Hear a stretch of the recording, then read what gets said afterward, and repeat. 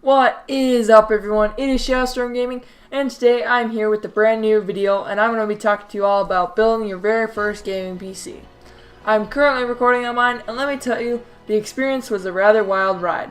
My PC ended up costing around $400 American. If you guys want, I'll make another video that I'll upload in a couple more days with my experiences when building a PC.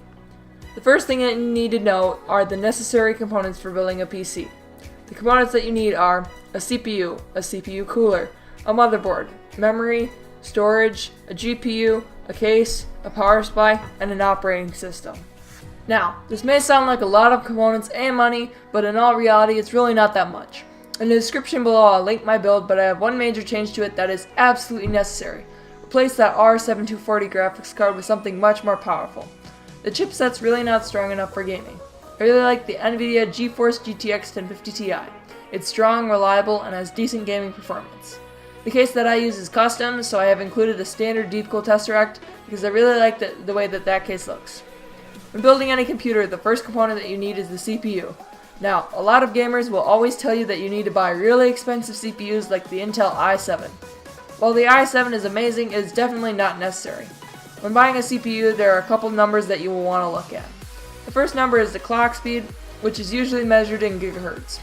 For gaming, you would usually want a CPU with that number around 3 or more. The next number you need to look at is the number of cores. I'm using a dual-core CPU because I don't play any hugely system-intensive games. I play ones that usually run well with less performance. If you're looking to play big games like Watch Dogs, you need a quad-core CPU. You don't really need much of anything above quad-core, as it tends to just be unnecessary. There is a K after a number that is in the thousands, for example the AMD A6-7400K. This means that your CPU is compatible with overclocking. Most of you will not need to worry about this feature.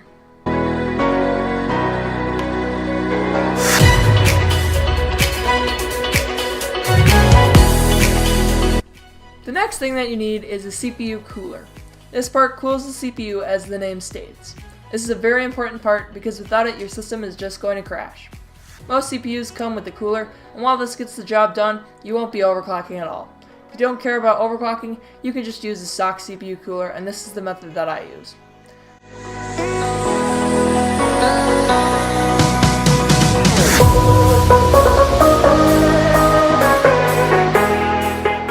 The next part that you need is your motherboard. This is the component used to hold everything together.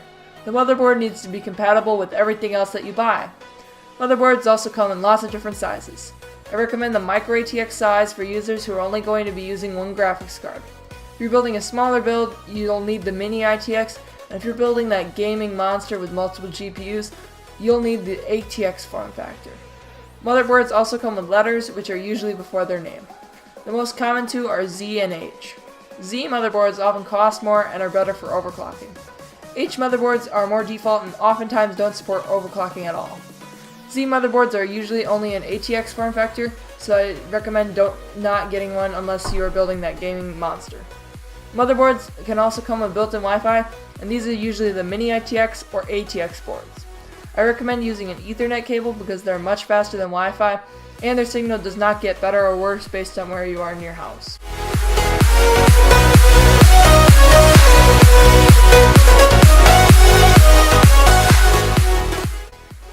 After the motherboard comes the memory or RAM. The way memory has always been explained to me is to imagine memory as your cabinets or your pantry in your house, while your hard drive is more like the grocery store. It takes less time to get the food in your house than it does to go to the grocery store. RAM comes in varying speeds, and if you're just getting into the gaming race, I recommend 8 GB of this stuff. If you're an experienced gamer who loves playing AAA titles, then you might want to go with 16 GB. Usually you should not need more than that, but if you're building that gaming monster, you may end up going with 32 GB. Memory also has different clock speeds, so I'd recommend using higher speeds for higher end gaming.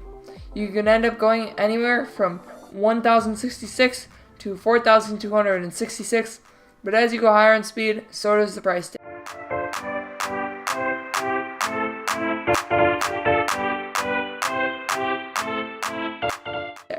After you've chosen your memory, you need your storage. Storage is where you keep all your files. If If you like a really fast booting computer, I'd recommend buying an SSD along with a regular drive. SSDs are much faster than regular drives, but they're also a ton more expensive, so you should really only use them for a couple of things. Your operating system, and if you're a YouTuber, use one to record too, but then move the recordings right away because SSDs are expensive, and I'd much rather move over the recordings to a regular drive than shell out a ton of extra cash for a bigger SSD. When buying a regular hard drive, I'd recommend using a drive that has at least 7,200 RPM because that will be nice and fast. I recommend buying only one, usually this is the drive where you pile all your stuff, and then buy a small SSD which is around 128 gigabytes for your operating system and program files.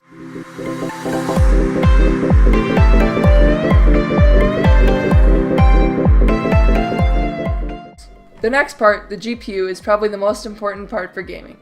You absolutely need one unless you have advanced internal graphics and multiple sticks of 2133 MHz or higher RAM, and even if you have those, you still probably will end up wanting a GPU.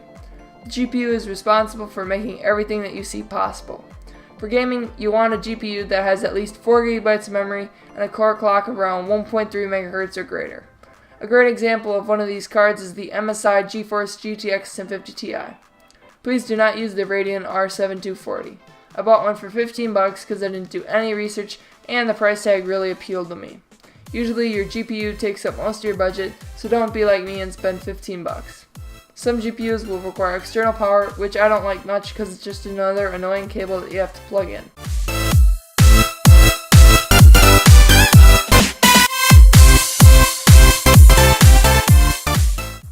After you have your GPU, you'll need a case. This is the part that holds everything together and is what you see.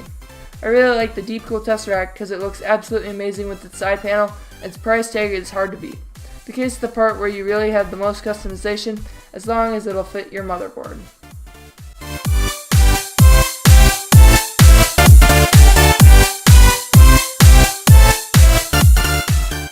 You're probably wondering now about a power source. To power up your system, you need to use a PSU or power supply unit. I have a bronze 80 plus AVGA 450 watt, which works absolutely great. When buying a power supply, you usually just need one that is strong enough to power your system. Another thing to consider when buying is cable management. If you buy a modular power supply, there will be a bunch of cables that you'll have to plug into it, but if you buy a non-modular power supply, all the cables will just sprawl out. Non-modular power supplies are much cheaper than modular power supplies, and also another thing to consider is the higher the wattage, this will also drag up your cost.